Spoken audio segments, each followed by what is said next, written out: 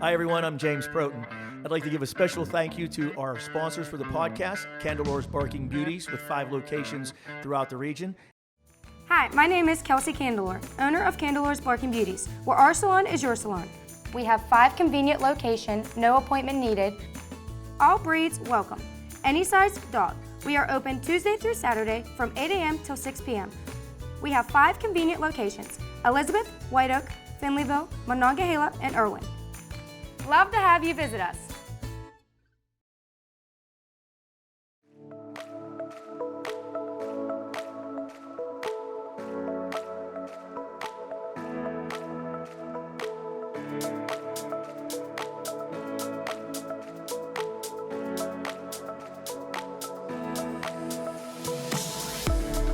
Good morning, everyone, and welcome to the podcast. We've actually reached a milestone on the podcast. Today is episode 30, and I think it's a very special episode.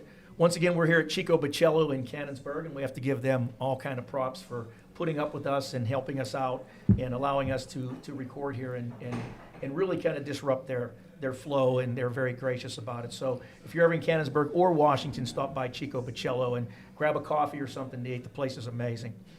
So today we have a great show. It's going to be a little bit more of a serious show about a topic that is very important to me and means a lot to me, and what I think is the most devastating epidemic facing our country right now, and that is addiction. So we have 3 amazing women here with us today, and all but one of them have a very difficult name to pronounce. So I won't embarrass myself. I'm going to allow them to introduce themselves. And I'm going to start with Melissa, because Melissa, Big Mig, is who really put this together. She and I were introduced on Facebook by a mutual friend, and then we started talking about the podcast. It's actually the first time we've met in person, but she said, well, you got to meet Rachel, and you got to do this, you got to do that, you got to do this. And so basically it took her 5 minutes to take over my life and tell me exactly what to do with everything. So Melissa, tell us a little about yourself. Well, my full name is Melissa Migliaro, but I do go by Mig, so it's a little easier, with the shortened last name. There you but go. I own my own business here in Pittsburgh, and half of what I do is corporate wellness. So I'm that liaison that kind of sets up the health and wellness events, from biometric screenings to lunch and learns. And I try to make the HR person's life easier. And then the other half of what I do, besides taking over people's lives, is connect people. The consulting side of my business is probably where I get my most joy, because I get to learn fascinating stories, and I always say I'm the expert at finding experts. And the 2 ladies that I have Awesome. today have amazing stories, and they're experts in their own right. So I'm happy to bring them to the table for the serious topic that is very important for many people. Well, thank you. And again, thank you so much for pulling this all together. Rachel, how about you? Welcome. Thank you. My name is Rachel Schuster. I am a registered nurse and a person in long-term recovery from substance use disorder.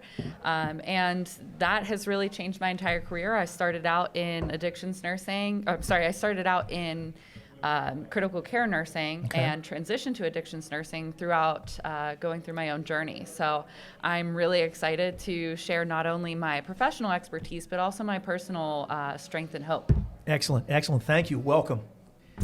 Hi, I'm Meghan Scichilone.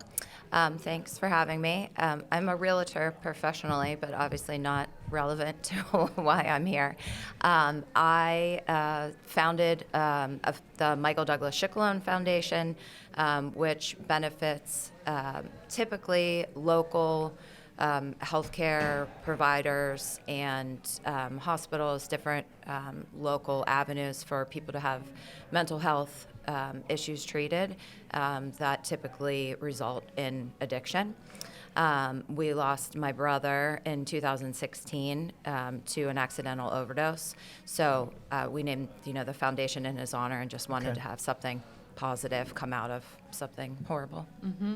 Well, there's a positive in every negative, and you found it, right? Which is amazing. Well, welcome all 3 of you, and again, this is it's a difficult subject to talk about for a lot of people, but it's something that is not talked about enough, right?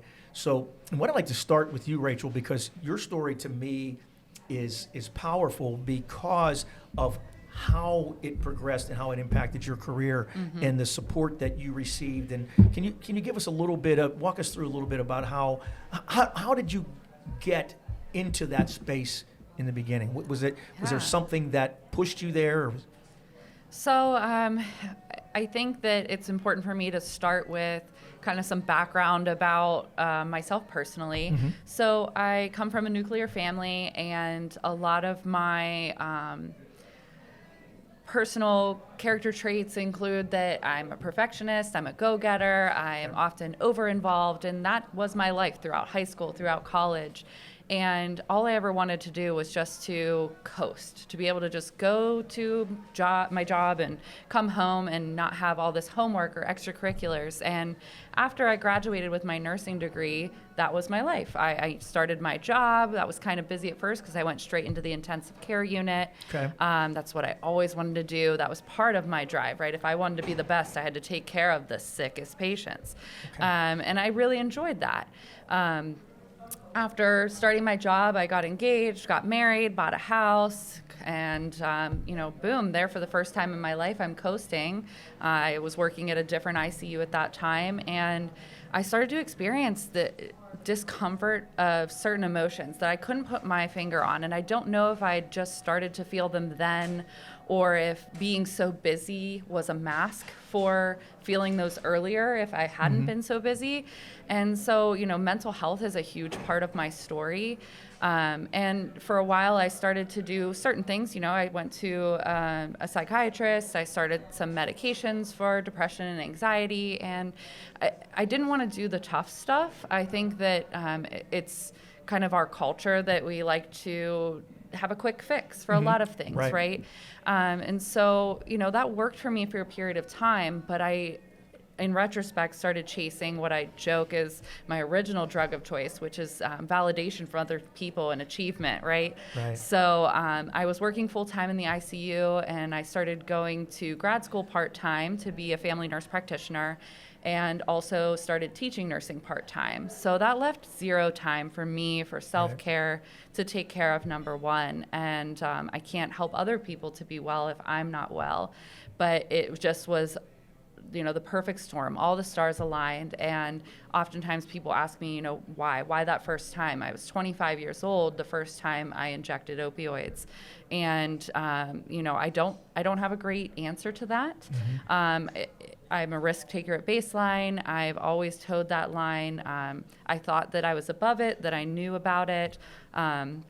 Because part of my story is diversion from the hospital setting, I thought, this isn't street drugs, it's different.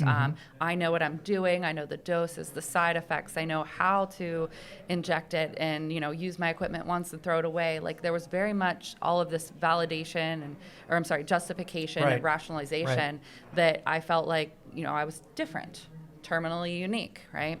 So, that really started the substance use. And once I used, I felt like I was home. It got rid of the uncomfortable emotions that I was experiencing. It's great for these opioids, right? They're great for physical pain, but people use them because they also work for mental and emotional pain. Absolutely. And so getting that stuff out of the way, especially at work, because part of my story is also bullying and horizontal violence in the healthcare setting. I was able to then be this super nurse, super wife that I thought I needed to be. So just to fast forward a little bit, my substance use lasted around 9 months before I ended up overdosing at work on a night shift. Oh, jeez. They found me about 2 hours later, revived me with naloxone, better known as Narcan. So that is also part of my story. Huge advocate to community distribution. Everyone should have it. Everyone should carry it. Yes. You can save a life. You just never know where it could happen. And so, that really was the catalyst for me getting help, because if I wanted my life as I knew it, I had to fight for that then. And that includes keeping my nursing license. So involvement with the State Board of Nursing, their 3.5-year monitoring program. That had to be a struggle. It was a lot. In itself. It's a big commitment. Time-wise, it's expensive because everything is self-pay and out-of-pocket. So, you're randomly selected for toxicology screens, which are most often urine drug screens. And, you're paying not only the cost of the screen itself, but also whatever the copay is at whatever site you go to. And they can make a lot of money off that. That's why it's called liquid gold, right? Right. People really just attach that dollar to it because they know people are coming to get screened for jobs, for whatever. So Sure. yeah. And so because of that led me into addictions nursing. I wasn't allowed to return to what is deemed by the state board as high-risk settings, and that includes intensive care. So, it was really difficult to get a job. I had put in over 90 applications, had over 30 interviews, Wow. and you're required to tell them that you're in this program before the interview ends. And I could do really well. I'm well-spoken, and I know this. I can really impress someone, right? And then, I tried putting it at the beginning. I tried having it in the middle. I tried putting it at the end. And anytime, you would just tell someone, whether it was they couldn't support someone with the certain requirements that I had because I wasn't able to pass controlled meds for a certain period of time, or stigma. You could just see the light leave their eyes when you told them. And that was such a struggle. But I was finally offered a position at one of the opioid use disorder centers of excellences in Pennsylvania, and I was able to be the charge nurse there for 3 years and really lift that program off the ground, and that transformed my entire life. I can't see myself doing anything else in the medical field besides working within behavioral health now. That's wonderful. And again, a positive from a negative. Absolutely. And I think you touched on a couple of things that are very important. One is how our society has criminalized addiction, right? Addiction is not a crime, okay? And that is a big, big problem that creates that stigma. The other things that really jumped out at me are two things. We humans can be addicted to anything. When you talk about addiction, you think drugs, alcohol, but we can be addicted to anything. Like you said, validation, right? I mean, I can't tell you how many people that are out there that I hear talking about now about being addicted to pornography and literally anything, right? And the other thing is, what do we do best? We rationalize our behavior, right? So that's an amazing story. Thank you for sharing that with us. And I love the fact that you turned that around and you put forth that effort and did that. That's to be commended. I mean, it's empowering. I own my story. Yes. I don't allow anyone else to have my narrative. And that was really important for me. 6 months in, when I did get my criminal charges, I was on the front page of my local newspaper. In the day and age of social media, that means it's also online, which means there's also a really nice comment section full of super kind people. Of course. Please note my sarcasm, right? I know. So, yeah, it's really tough. And so I took that and I said, there goes my anonymity. You Google my name, you're going to find it somewhere, right? But I am rewriting my Google history now. It is not the first thing that shows up, and I own my story. I'm able to control my narrative.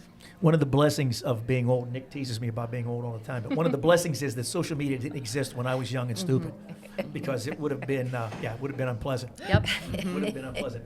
So, Melissa, you work a lot in the corporate wellness space, okay? Give us a little bit of, from your perspective, of how, and I know we're going to talk in generalities, but how addiction is received through corporate HR services and things like that. So that's a great segue, because that's actually how I got connected to Rachel. I actually can't remember the initial email, but we got connected because of the recovery walk, which we'll talk about before we end the podcast. But I reach out to her because through my corporate wellness programs, everybody's always asking about nutrition services, physical therapy, mental health, meditation, yoga, all of those easy topics.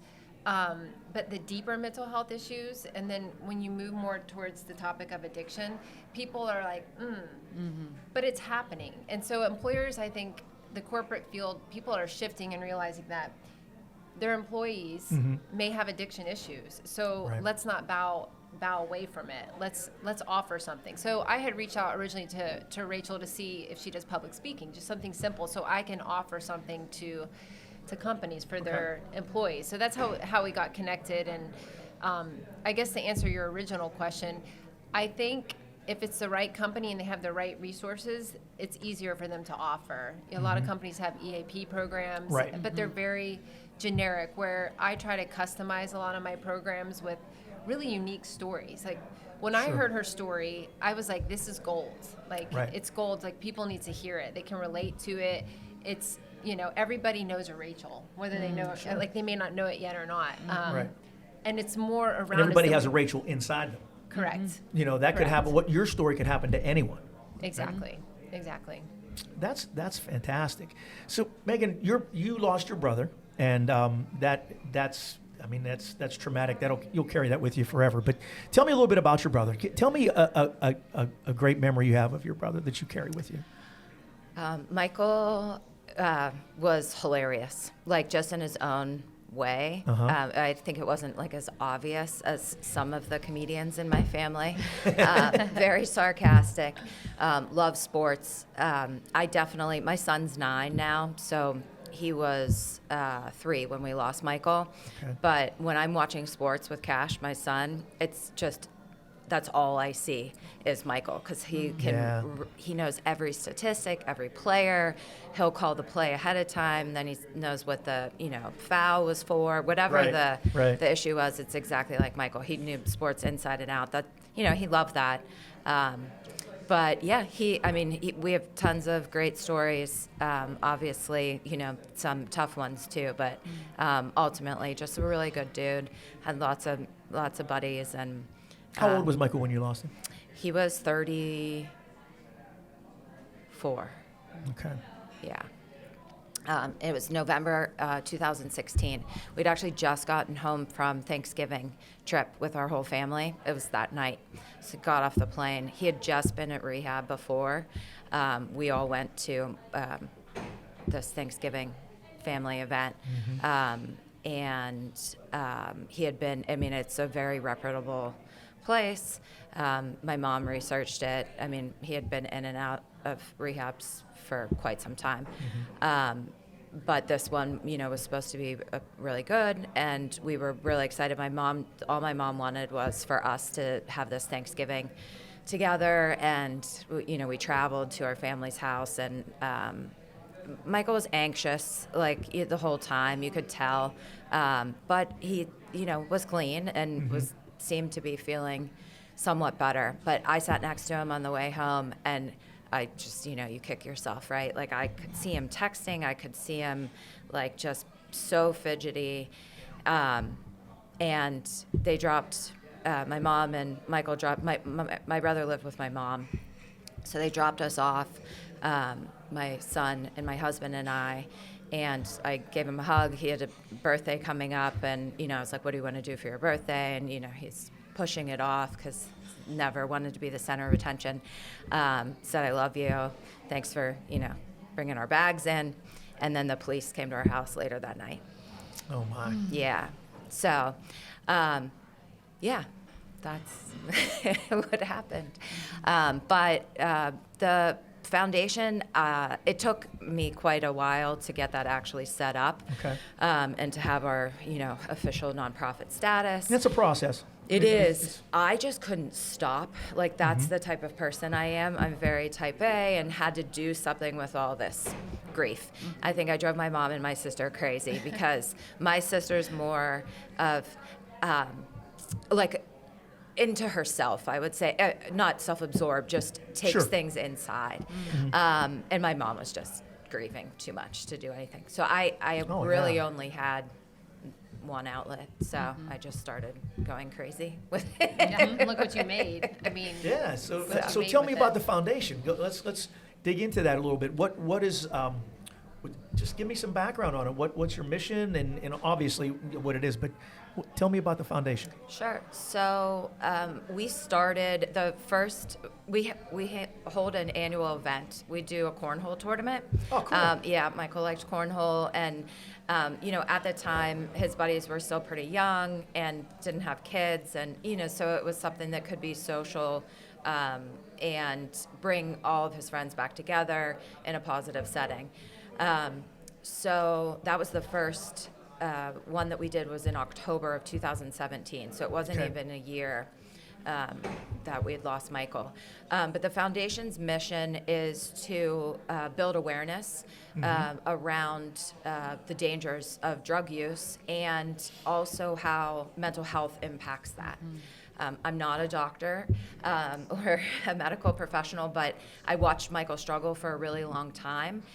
And my non-professional opinion is that he used drugs to kind of change his mood or, regulate his mental health, the things he was struggling Sure. with. And I think a lot of people do that. Nobody. I do as well. I think mental health and addiction are twins, right? You can't have one without the other, in my mind. Because I think, and I've been through it myself. I was diagnosed with depression probably 15 or 17 years or so ago, but I probably should have been diagnosed at least 10 years, maybe 15 before that. But I was afraid to ask for help. I didn't want to, because I didn't want to appear weak, right? Because that's all of a sudden that's a weakness, and that's the stigma that we place on it, especially. And it's harder a lot of times for men, not to minimize, anything else, but because what's the first thing you're going to tell you? Suck it up. Come on, man up, which is the worst two words in the English language. Man up. So I think it's again something that we don't talk about enough. We need to encourage, especially young men, to understand that the bravest thing they could possibly do is ask for help. As well as different cultures. Yeah.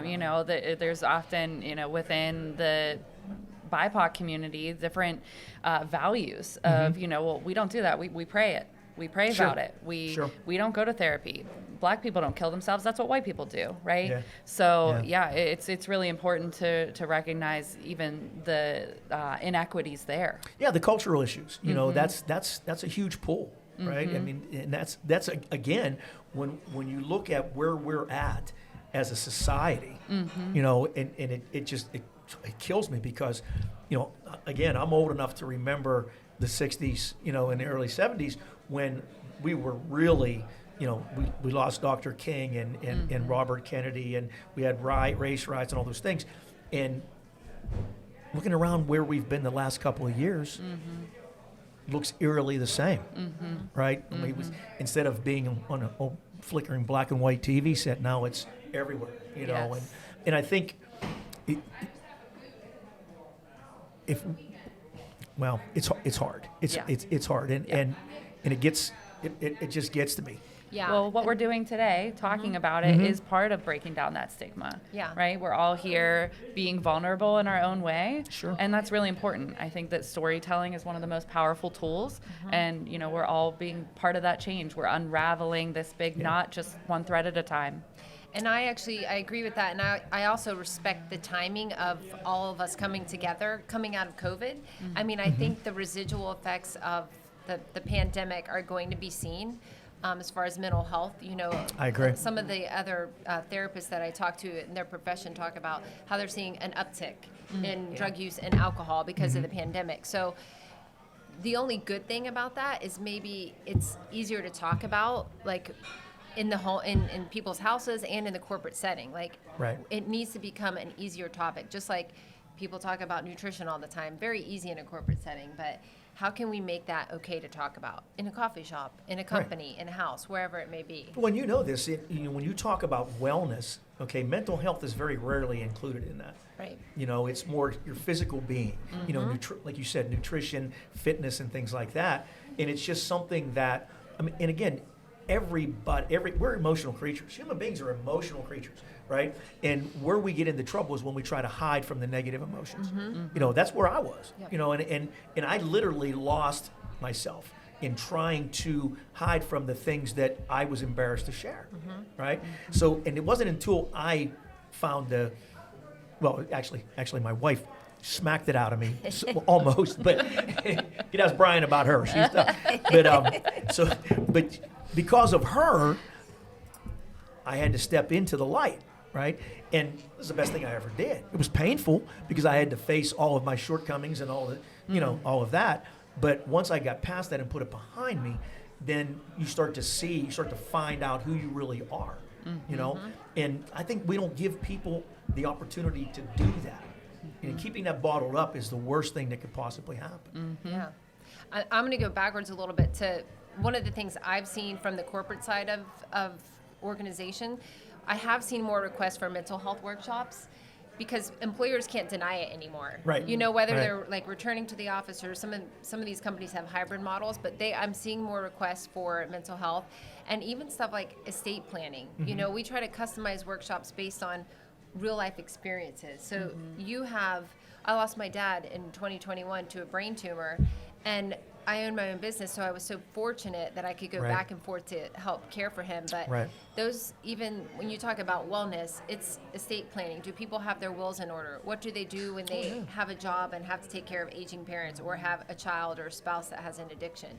Like all of that comes together, you know, Right. underneath the wellness umbrella. Yeah, So, absolutely, absolutely, and we need to focus more on that and provide those services, because especially with certain careers. Like, I'm in the engineering industry, and it's a very stressful industry. Although I don't feel the stress as much because I do business development. I'm not an engineer, but at the end of the day, in our more high impactful, high stress industries and occupations, we really need to stress that more and be more open in that space, and to let the employees know it's okay, right? It's okay to ask for help. It's okay to not feel normal, because normal is really not a thing. Right. You know Yep. what I mean? It's just not. It's Just a not setting on a thing. dryer. That's it. That's exactly right. That is exactly right. And I chased normal for a long time, and I finally realized that it just doesn't even exist. what a relief, though, when you realize that it's just not there, It except was, on the yeah. dryer. Yeah, because I thought it was me. But, Yeah. well, actually, I thought it was everybody else, which is one of the. And again, ego is another thing that comes into play. That that's ego's not just a guy thing, right? That's not just a man thing. That's something that again is innately human, right? And that plays into all of this what we're talking about. I was way too full of myself and trying to impress people to ask for help, and it nearly ended my life.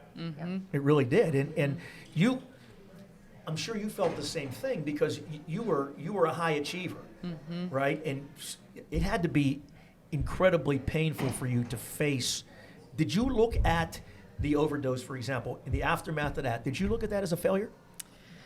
Yeah, there's a lot of shame, especially because it was tied so much into bullying at work. I felt that I let that individual win in a way.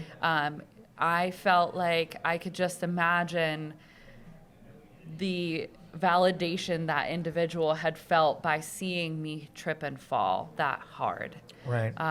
So yes, there was so much to unravel with the complex emotions that I was feeling, and navigating my own family's feelings and their anger and their grief, and all of this fear. I mean, that was the overtone of everything, of what's next. Right. And in that moment, I did feel like, why didn't they just let me die? That would have been easier than what I'm about to have to face, and that was really difficult to make it through.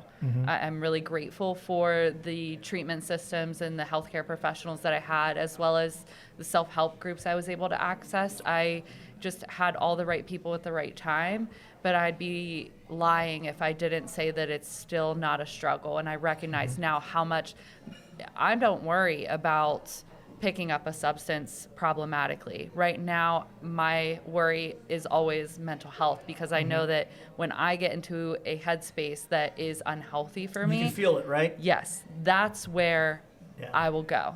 And see, that's a great place to be, because I'm there now. I never was before, maybe because I was in denial, but I can.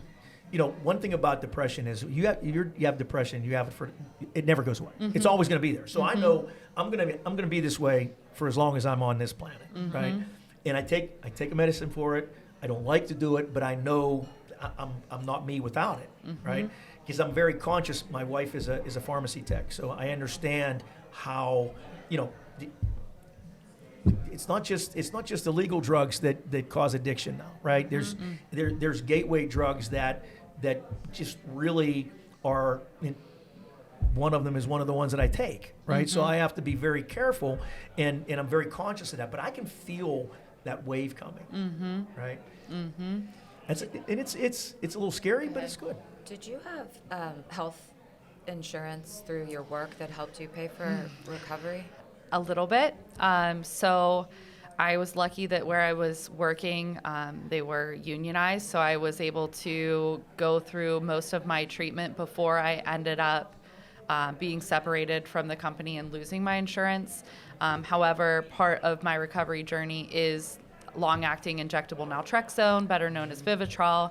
And so I was getting those injections, but I think it was after 4 or 5 months, I lost my insurance and then could no longer afford, because that medication's over $1,000. Yeah. So I it gave me time to heal a little bit, but I think that, in retrospect, I would have liked to have continued it a little longer, just to be an adjunct to my healing. But yeah, the health insurance aspect is so complex and so problematic for what behavioral health services are covered. And you go to treatment, they give you a week, and they give you a week, and they give you a week, and it's just Right. we also know that 28 days doesn't fix things, right? It's just the start.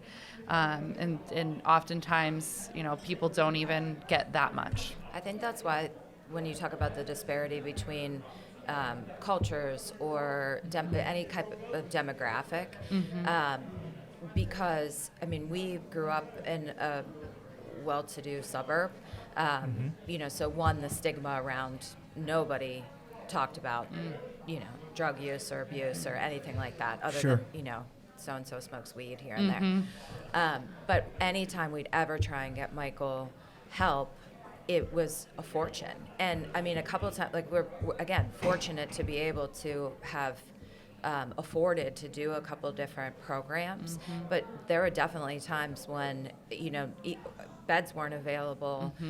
He wanted to go, or he was willing to go, and we couldn't get him a bed somewhere. And then he'd end up somewhere that wasn't as fancy, or and he definitely had a part of that was like, well, I don't want to go with those people. Like they just got out of jail, they have to go to this place, things like that, where there's like a stigma within his own space as well. Sure. Yeah. And definitely ego and what have you. But yeah, that whole piece, I would spend hours and weeks and all this time trying to figure out where to go, how much it was going to cost, who was going to pay for it. And then if you get it all worked out and then you finally get him to agree to go and he can't get in that day, and then they just have to wait. Right. Yeah. And then, what does 28 That window. days do? That window, we have to capitalize on that opportunity, right? When a person has readiness or willingness, like that window is, we got to get it now and not wait for that to pass. Right. And if someone's not ready, I also advocate so much for meeting people where they're at, right? Harm reduction is so important. People who die by fatal overdose don't have the opportunity to recover, so keeping people alive is so important, and keeping them well, and decreasing healthcare spend on things like hepatitis C and HIV. Like there's just so much that we can be doing, but it is so stigmatized and unfortunately politicized. Oh, I feel like that's 4 shows in and of itself. Like there's the politics, the stigma. Oh my goodness. Then there's resources, and then what you said earlier makes me think of what I probably say it ad nauseum is like a toolkit. Like when I bring a presenter into a company, my goal is that presenter gives employees stuff for their toolkit. Because when you have a toolkit, like if you're you said earlier, if you're in a headspace where you feel like you're going somewhere you shouldn't, you have a toolkit. And I think we all have a toolkit, and you need a mental health toolkit, you need a nutrition toolkit. Like it needs to be a robust toolkit, and I think that's what's missing a lot of times too, because someone might not have the resources, or so thank goodness for organizations and events that help raise awareness. Absolutely. And people get frustrated. Oh, geez, another walk, another this, another that. But there's another cornhole tournament. Kick it for Mike. but they're so critically important, and I try to do as much as I possibly can, because I feel it, I feel it, and it's, we've lost so many people, so many good people, way too soon, and because as a society we can't accept, we look at anything different as being a weakness, and that's just, it's not acceptable. And I love these conversations, and I love the idea you had about actually making this a monthly conversation, because we could do this probably weekly, because you said there's so many different aspects to this, to addiction and recovery, that it's almost impossible to cover in an hour or even an hour and a half. So I would love to do that. And I apologize for turning this into a therapy session, because who knew? But This is an all-encompassing podcast today. yeah, it is. Yeah, we're going all over the place. But it, and it is a political hot potato, right? Because again, nobody wants to talk about this. Yeah. I mean, and even if you think of, we have someone in our family that's struggling with an addiction. And so you take that person's important. The one that has the addiction problem is important, but there's a lot of layers when you have someone in the family, because everybody needs support and education. Absolutely. Because then you have the enabling person, right, in a family or in a situation. So there's so many moving parts, but this is your goal. Like that person that needs your help is your goal, but there's those moving parts about everyone else in the environment. Oh, absolutely. And there's so much stigma too for families just being associated with that person who may be going through that as part of their journey, being seen as enabling. People die, right? And oftentimes I'll tell people, you need to do for your loved one what you're able to live with. And what someone says as That's a really enabling, good way to put it. Sure. that person, if this is their boundary, that's okay. If this is their boundary, that's okay. If they don't have boundaries, that's okay. They need to be able to be where they're at too. Right. Just like that individual they are worried about and love is where they're at. Yeah, and I think what you said about meeting people where they are is very important, because you can't force recovery on someone, right? I mean, that doesn't work any more than begging or pleading. You can't force it. Right? So you have to go to where they are. Can't force weight loss on people, Right. It has to start somewhere. It's everything, right? And even both of their stories, like you were married at the time that your husband didn't even know, right? Right. He didn't marry me with that history, right? So what he signed up for was not this, and he found out partway through, and really he struggles a lot with did he feel like he was enabling?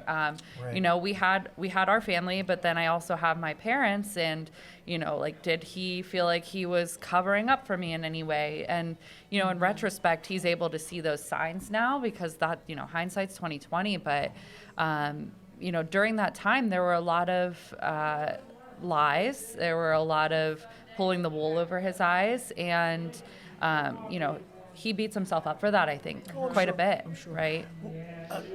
And if this is a too personal question, just deflect it. But how did your parents are likely in my age group? So how did they respond? Because generationally, you have different perspectives as well. So I mean, how did they react to that?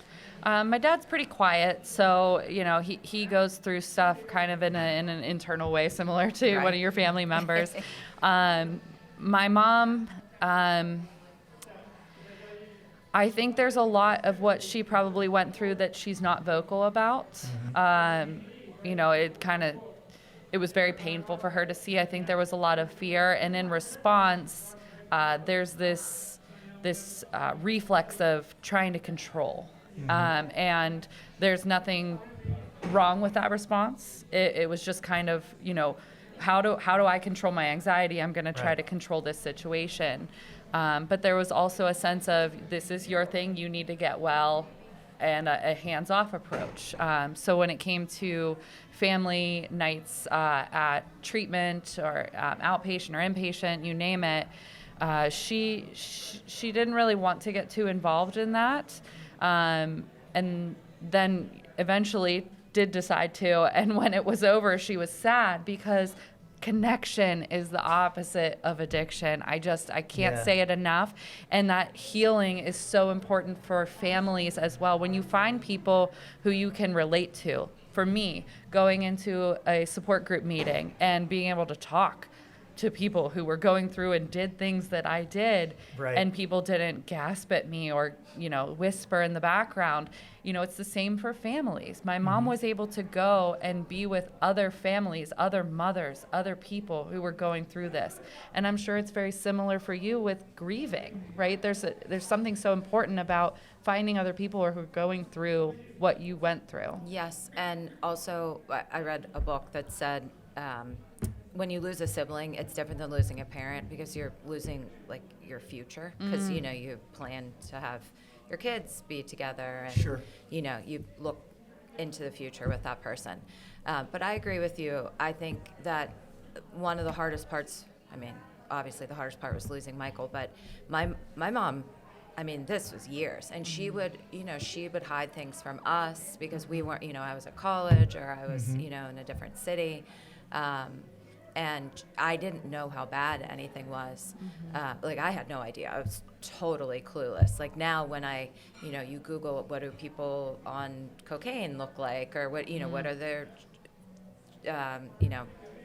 telltale signs. I'm like, oh, I just had no idea. I drank and, did very occasional recreational drugs, but I was nowhere near, I was never around anything like that.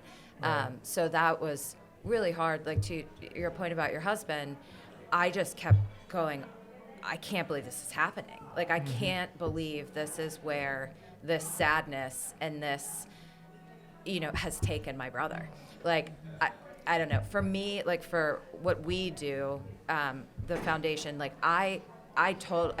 rehabilitation, treatment, all of those things are incredibly important. I just wish people wouldn't get there.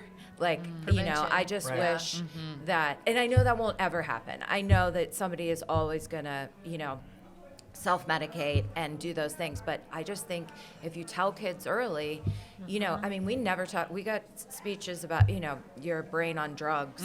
Like, I remember the Reagan ad, Yeah. but we went to Mount Lebanon. Like, we weren't around, a culture of people doing, walking into a bathroom and wearing, what Right. people are going to be doing in the bathroom. Right. So I think if you, reduce the stigma, people talk about all of those different kinds of drugs, and kids understand nobody wants to be a drug addict. Like, Right. that's the other thing that's so infuriating is, you tell people, or, there are articles and things the same about Michael, and there has been actually going forward because, like, my family members can be outspoken, and so some media was picked up about it, and you'll read the comments, which I don't know why you do. I do to awful. myself. It's like Googling a symptom in a doctor. Yeah, exactly.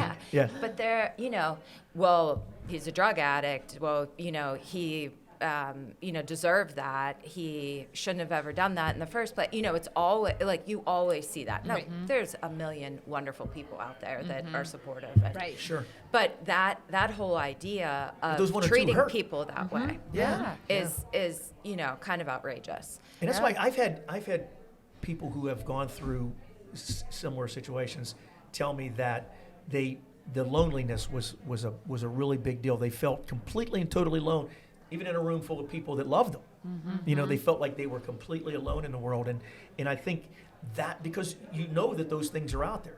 And again, you might get a million supportive people, but that one person that says, you deserve that, that's the one that sticks. Yeah. And that is such a sad image, though. We all know that the statement you just said, that someone's in a room full of people that love them, and that's what's happening. And what you said earlier about prevention is, I always say prevention is key when you talk about like heart disease. Like you can, genetics only play a little bit of part about our destiny, right? We can surround ourselves with positive people, have a different diet than our parents, so we can move those genetics. And same thing, I think, in the world of addiction. Prevention is key. If we can make it comfortable and eliminate risk where we can. Right. And, there's prevention possible. And I think what you said, communication is the opposite of addiction. Is that what you said? Connection. Connection. Yes. Okay. Yes. And remember that because that's the title of this show. Connection is the opposite of addiction. That's wonderful. Wow, there you and go. that is no. We need to trademark that. That's exactly right. We're gonna get T-shirts I wish made I with could say that. it's mine, but it's not. It's just hearing these messages from other people and being Yeah. able to pick that up. Like, That's yes. so important. He's You know writing what? it down. Did you get it? Okay, Nick, good job. Way to go, dude. Sometimes you got to wonder if Nick's even paying attention. But He's the EP. He's always paying attention. thank you for putting the E in there. No, listen, just so you guys know, if you ever refer to Nick, he's the executive producer. EP. Okay. Just remember that. Yeah.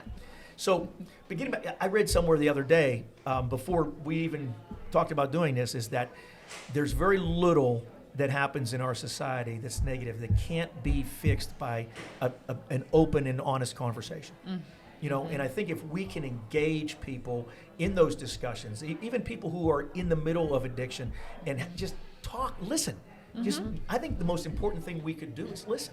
I'm really glad you said that, because something I've been really saying more and more often lately is that whenever decisions are being made about a certain population, those individuals should have a seat at that table. And that includes not only people in recovery, but also people who are actively using drugs. And, you know, who better to say what the needs are, where the gaps are, what the barriers are, than the people experiencing it themselves. Sure.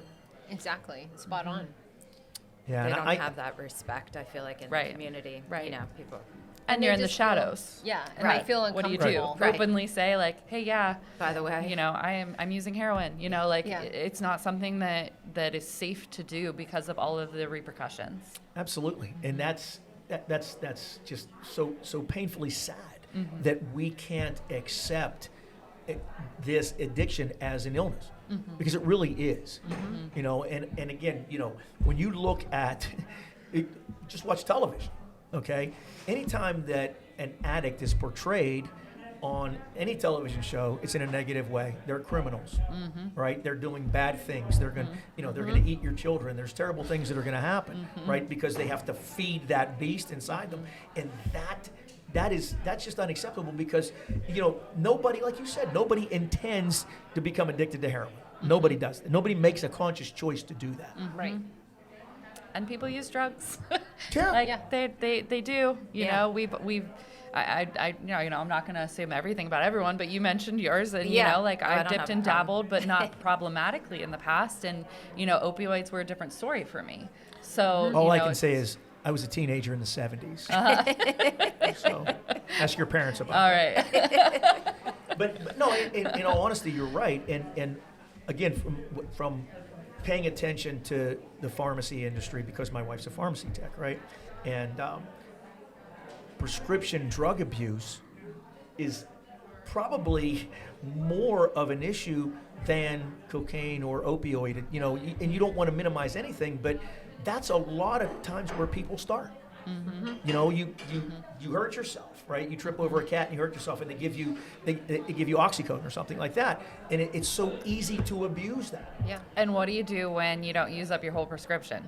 You save it forever, for Right. decades. Right. And then it's there, it's just sitting there. But statistically, when it comes to prescription drugs, it's not often the person that it's prescribed to Right. that is becoming susceptible to substance use disorder. It's oftentimes, well, you know, I'm going to give this to a friend who's experiencing this, you know, sort of pain, or it's being stolen from that person's medicine cabinet. I mean, the amount of stories I've heard in recovery circles of, you know, I did construction work, and boy, when I asked to use the bathroom, the first place I looked was this, you know. Yeah. It's really important that we as a culture move towards, you know, not needing to hold on to these things and disposing of them properly. And that includes not just putting them down the toilet, right? There's ways to make these inedible, putting it, crushing them, putting them with kitty litter or coffee grounds.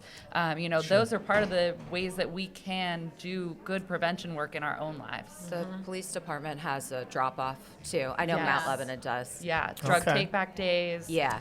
Sure. doTERRA bags where you can get those and it makes them, you know, unusable as Right. well. Absolutely. Yeah, and again, it's like we're all of us have great resources, and now we're sharing them. But I think that's key. Is like just never stopping, like providing those resources, which then become part of someone's toolkit. You know, and going back to your comment about connection, some people don't have those families, like a family unit. Right. You know, so how can we step up as community members whether it's a race or an event or a podcast, I think that's important too. It's just providing a safe haven for Absolutely. people to go and feel that sense of connectivity and connection. When you were talking about COVID, sorry Yeah. to interrupt No, you, no. it made me think, I think also, not just the being at home and being secluded from people, but I had read a lot of articles that people were overdosing and nobody knew because, they weren't scheduled to see their friends or they weren't missing an event, and also not able to attend meetings. Or, people who were in recovery and doing the work and going to the meetings. I mean, you couldn't go, you couldn't see Yeah, anybody. right. Yep. So I think that was, Yeah. a tough time and has led into. That's a great point. And the residual that we're going to see from Yeah. that is, I think it's gonna be a while till it settles. Oh, I agree. Which is very scary. I got chills when you said that because that's just sad. It's just plain sad, Yep. Where like everybody thought we were keeping everybody safe, but you had this whole, behind the scenes. Yeah. Yep. And I'm sure you probably see it a lot coming out of it, maybe with your job now. A few months into the pandemic, I was working at a treatment center, and just the amount of people who were really struggling or came to treatment because of, I started drinking more. I was working from home. There was no one to be around, so I didn't think it was problematic. And then, it becomes problematic. Or Right. the amount of people that get left out of things as well. Meetings move to a virtual aspect, and then what about the person who Right. doesn't have technology? What Right. if the person who doesn't have internet access? Yeah. I mean, this goes into a lot of different things, but just focusing on the behavioral health side, I mean, the loss of that connection is really tough. And, we have to mention too that while we were going through this, it was a very heated political year during a very pivotal presidential election, and the opinions on that, the opinions on COVID, how things were being handled. The negativity was, I mean, you could cut Yeah. it with a knife. It was Yes. terrible. I think you still can sometimes. Yeah. Well, yeah, it's, It doesn't matter where you stand on stuff. It was just it broke up families. absolutely. Absolutely. Yeah. Because there's the middle ground is like no man's land anymore. And yet I think that's where the majority of Americans live. Yes. But yeah. but those out here on the edges are the ones that are the loudest, so they get all the attention, right? I think And that's true. One thing that we didn't touch on really that you mentioned is bullying, and I think bullying is why mental health in young people has become such a problem. I mean, I know that there are children as young as 12, 13 years old who are taking medications for depression and a lot of it derives from, there is no more difficult thing on earth than being a middle school student. The worst. It's The worst. It's terrible. Agreed. It's absolutely And they don't get terrible. a break now. No. Because Right. you go home, we were just talking about this, my friends and I, think of the most embarrassing thing that happened. I could probably still tell you, if somebody said they didn't like you, I tripped on the stairs, Yeah. whatever it was, middle school is the worst. Oh, it's brutal. And, in the 90s when I grew up, people weren't recording it and then posting it all over social media. And then you wake up at 2 in the morning and you check your phone and you have all these messages about what a klutz Meghan is. And, Yeah. whatever it Yep. is, it never goes away because those poor kids can't put their phones down. That's right. Right. Technology is a blessing and a curse. That's what I say. Absolutely. And more so the curse side, I feel like these kids have, it's such a difficult. Oh, it's so easily weaponized. Yeah. Right? Yeah. I mean, it's so easy to do that, and people love to pile on. Right? It's the in-group versus the out-group. That's And exactly you don't right. want to be part of the out-group because that's a scary place to be. Yeah, and we push kids into that dark place at such a young age. They don't even have a chance. The organization, just to pile on there, that our foundation typically supports is the Matilda Tice Center through UPMC. Okay. So it's focused on children and their Oh, good. families. Okay. And we did that because Michael loved kids. He never had any kids, but he was just really good with kids, and we thought that made sense. Plus, what I was saying earlier, I mean, obviously our dream is that people never pick up drugs. So if you start at a younger age, then maybe we prevent more people from picking those things up. But a lot of what they do is mental health and support for children and for families and all different demographics. So they'll, whether the people can pay or not, or they have insurance or not, there's programs for them. That's huge. Yeah, so just, as following up with what you were saying. Yeah, they do great stuff. Yeah, I love them. They're so great. They're building a new facility in the south side. Okay. So it'll be a brand new building. Cool. And we just, the foundation made a $50,000 donation. And so they let us name a room in the building for Michael. Oh, yeah. nice. Great. Yeah. Congratulations. Yeah. That's very cool. Yeah, so we're excited. So we obviously picked the gym because that would be what Michael would want.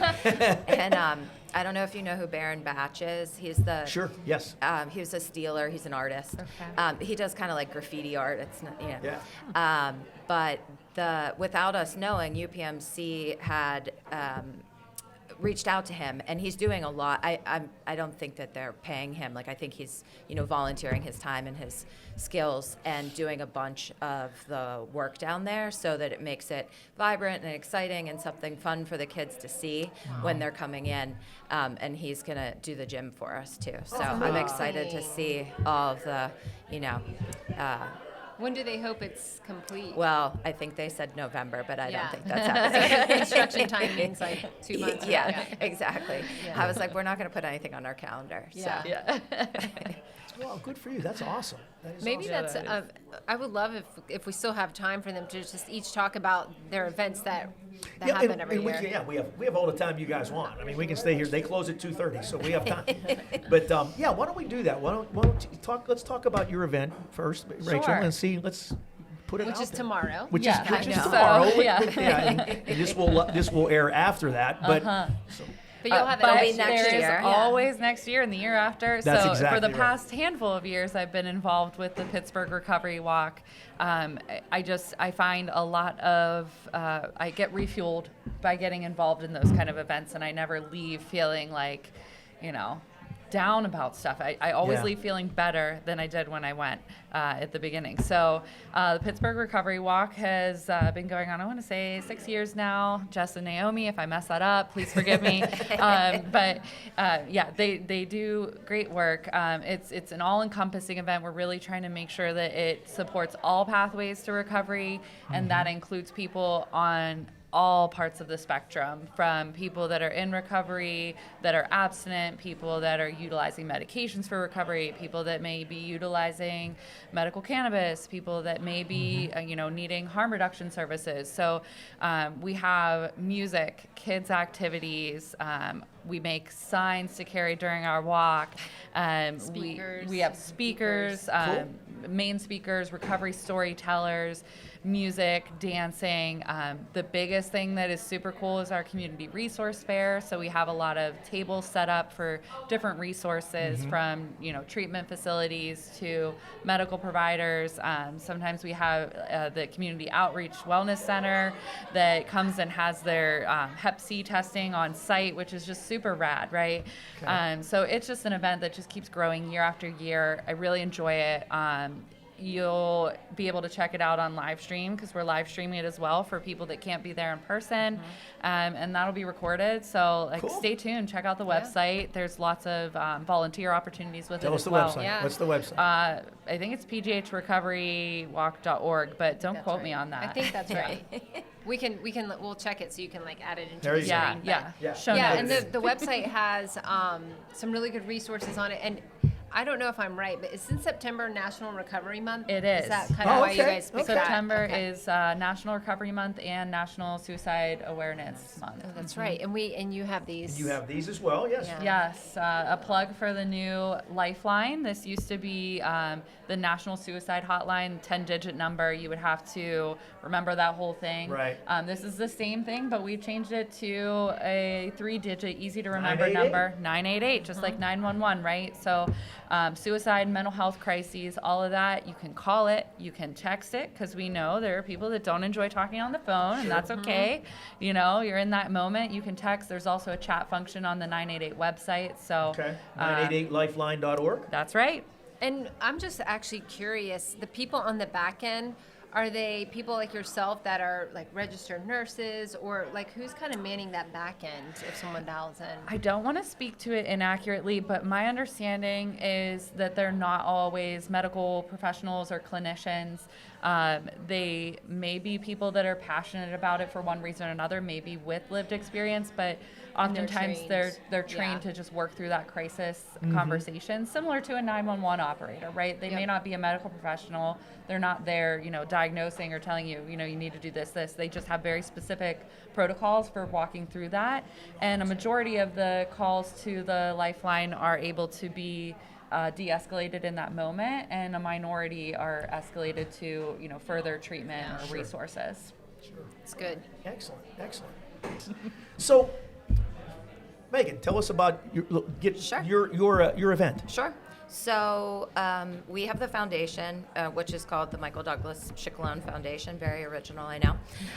But we do an event which we call Kick It for Mike. We wore our T-shirts.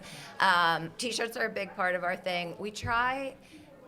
The thing is, it's obviously the reason we do it is, something sad that happened. But we try and make it fun. You don't want it to be like, to your point about the walk and dancing and music and all those things. You need to be able to talk about things. You need to be able to share them. People don't want to come to something that seems you want to like celebrate Michael's life. Yeah, exactly. And that's thank you for saying that, because a big part for me was Michael hated to be the center of attention. So what could we do that wouldn't make him like embarrassed, because he would, and it has a reputation to uphold and whatnot. so, had to be something fun. We have beer. Mindful Brewing donates a beer. Again, cool. you always have those. Know him well. Yeah. Excellent. So you Good stuff. waver between, is that a bad thing to offer alcohol? It's something when you're, talking about recovery and addiction and all those things. But we defaulted to Michael would never, expect anybody to not have a good time, and that obviously people that are coming aren't, typically having problems like that. I think that's great, because that's something that in my recovery I always felt weird, like family being tiptoeing around it, like, do your thing. I need to learn how to live in this world. So Sure. Good. I'm glad you don't say try that. to like That's a protect big me, thing, right? That's a big thing. Yeah. So, and then the cornhole piece was, we had to have something, a reason for people to come hang out. And he and his buddies used to play cornhole all the time. My mom would say they'd take her like Christmas spotlights outside and have them set up in the backyard. Like, in her bedroom was back there, and she was like, all I could ever hear was so it's turned into kind of, a little bit of a bigger thing. We do it at Castle Shannon Volunteer Fire Department. Okay. On 88 in Castle Shannon. Sure. I never get a good count exactly on how many people come, because people will come, early in the day or leave. But we usually have 25 to 35 teams. I mean, and then, just Nice. teams Yeah. too. Yeah. Yeah, that's good. They take it seriously. Michael always loved a good competition, so we give trophies. But there's food, and we're doing an ice cream truck. And to your point about like the kids, we have a character artist. One year we did balloons, face painting, stuff like that, just to make it family friendly. A lot of Michael's friends have kids now, and they bring their kids, and they put them in their cute T-shirts, and it's just nice to have everybody all together. And Matilda Tice, the center that we donate to, they are bringing speakers this year again to give people an update on the building construction, and we're actually super excited because they allowed us to have a family, one of the families that gets treatment through Matilda Tice will speak as well, and the little boy's going to play cornhole. Aww. And so it's really nice, because obviously there's some anonymity that they need to protect, but the Sure. family agreed. They were Great. grateful for.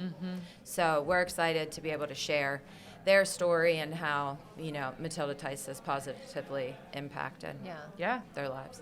That's good to give them some spotlight, because a lot of people don't even know about it. Right, and also Right. for me, the validation of this is where your money's going, Right. because it's you feel a little weird being like, hey, Right. send me money, Yeah, sure. send donations, buy these T-shirts, pay for cornhole, Yeah. and you don't know where this. So this is where the money's going. It's not going for new sneakers. Yeah. How many years have you been doing this? This is 6. Okay. Yeah. Nice. Yeah.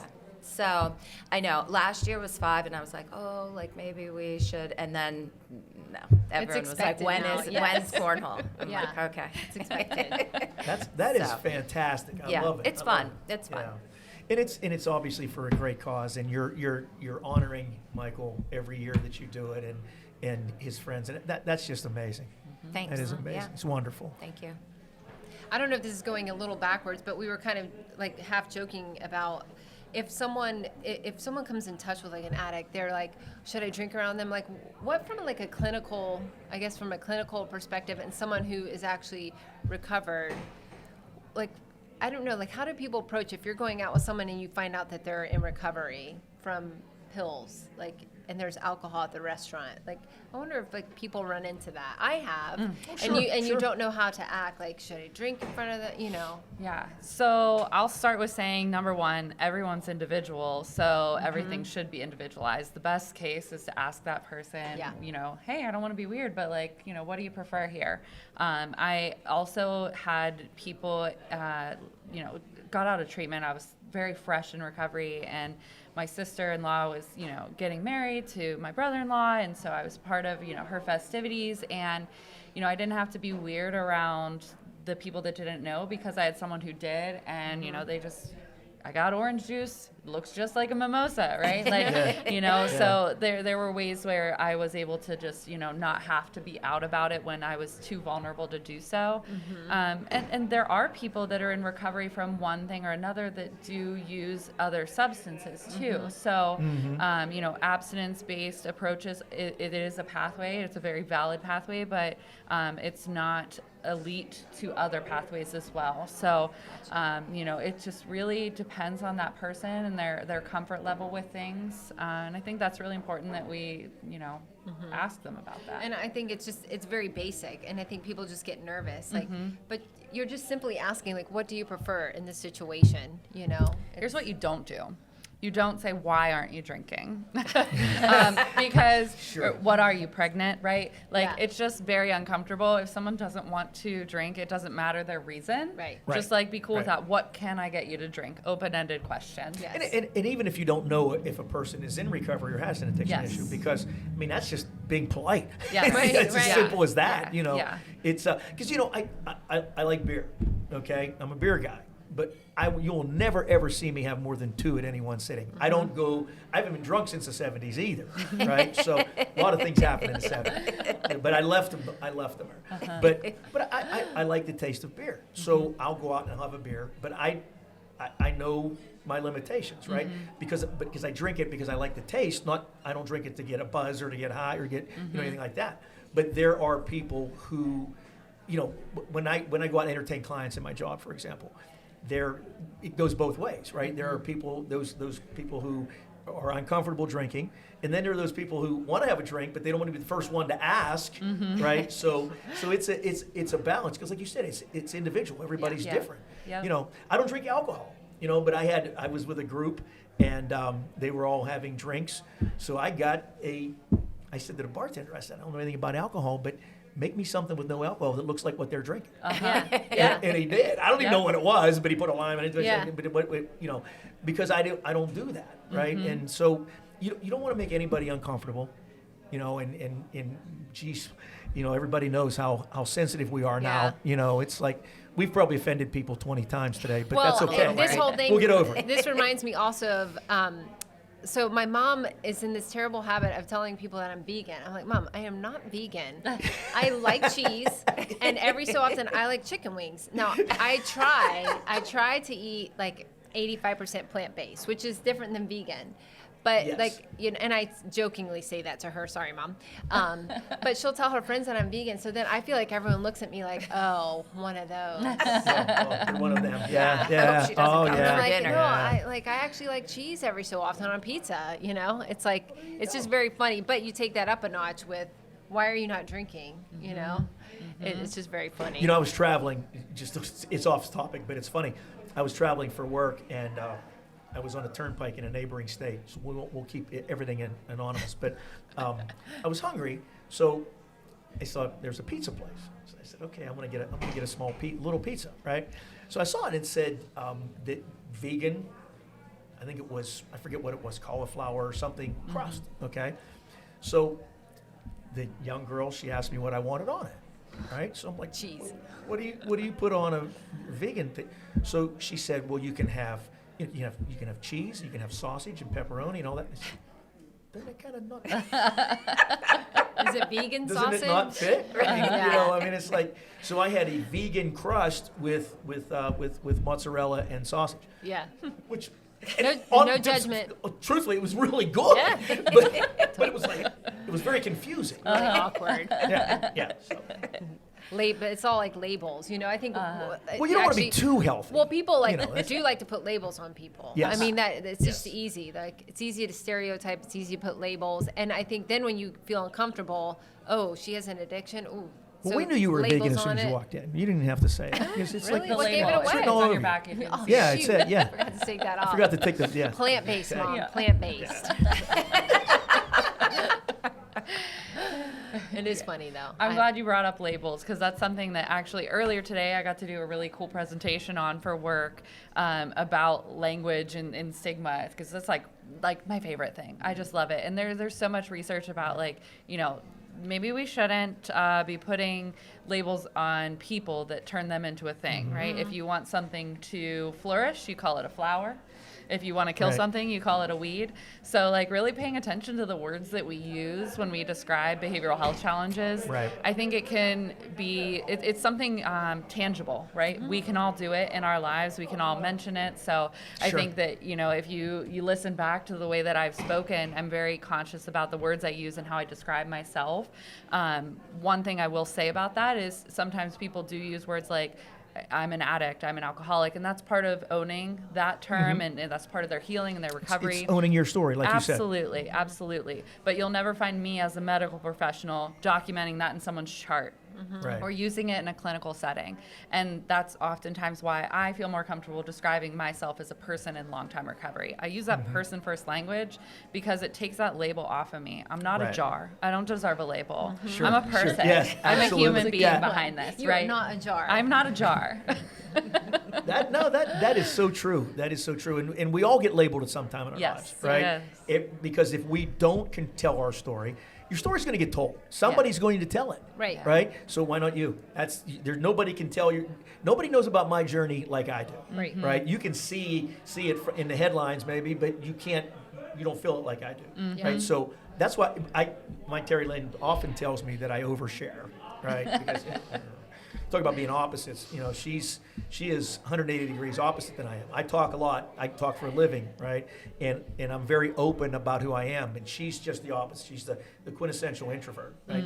So why are you telling people those things? Yeah. That's my husband. Too. Yeah. So it's like Same. Please don't post that on Facebook. Yeah.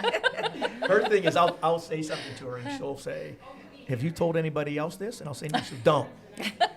Don't say it. Don't." Except Just I just posted it on Facebook. Yeah. So so it's interesting because again your story's going to be told, and I went through a divorce, and it was everything we talked about, ego and depression and all those things, and fear of appearing weak.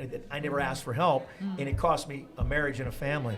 I mean, it truly did because I waited too long, and it's like I still get labeled as that guy, right? And it was 20 years ago, and I'm no longer that guy. Right. And I get frustrated to a certain extent because I work really hard to become this guy, right? So I'm now myself. I'm genuine, and this is me. But I'm still, it's that guy. I remember who did that. Yeah. I remember, Yeah. So the labels are tough, and especially again getting back to kids. I mean, it's tough. It really is. Yeah.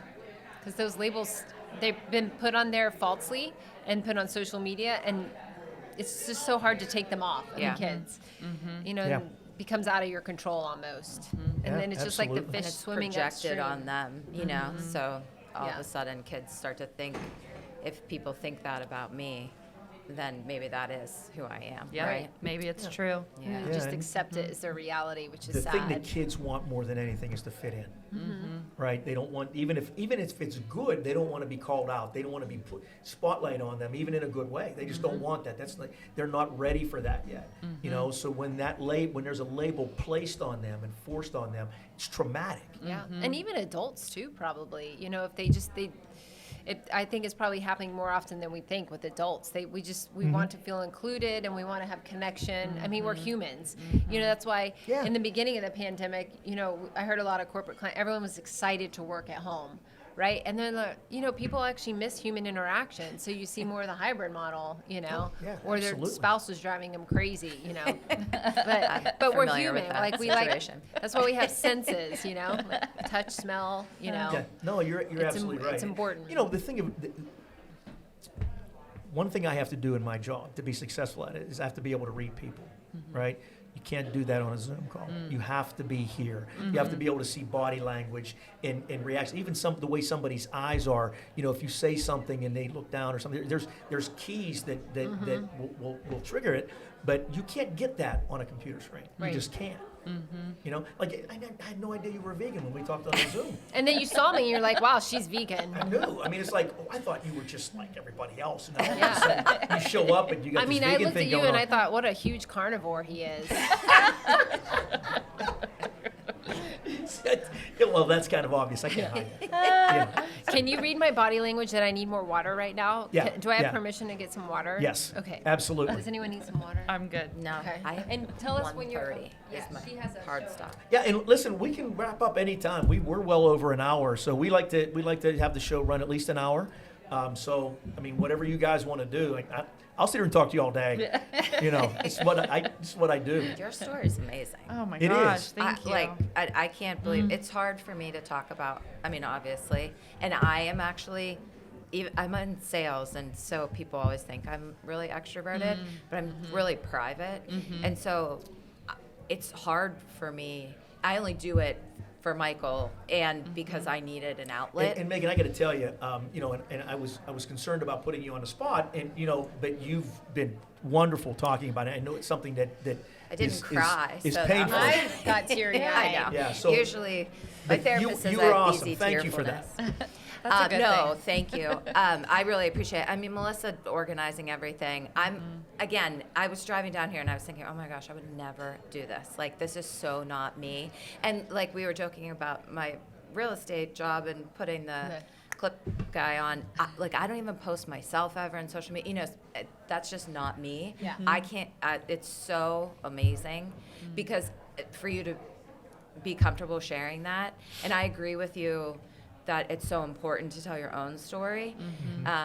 But it helps everybody else too. Like we've in the past at our events have a friend or someone, you know, speak about their recovery. But I mean, it's amazing to me because I know that at least with Michael, there was such a sense of shame and embarrassment and, you know, just not being able to control his life. And, you know, he felt like he was always disappointing people because he would try to stay clean and then things would happen or Right. whatever it was.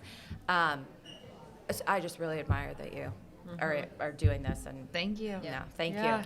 you. Man, every time that I speak, I'm worried that I'm going to experience something from it that's negative, right? That Right. I won't get an opportunity I go out for, or, you know, I'll be stigmatized or discriminated against in one way or another. But I haven't experienced that, at least to my knowledge. I mean, ignorance is bliss. If it's gone on, don't tell me about it. But yeah, I've gotten such a positive response from it, and I know a lot of medical professionals and, you know, lawyers, pharmacists, you name it, that have gone through similar paths and journeys. And not everyone decides to remove that cloak of anonymity, and that's okay.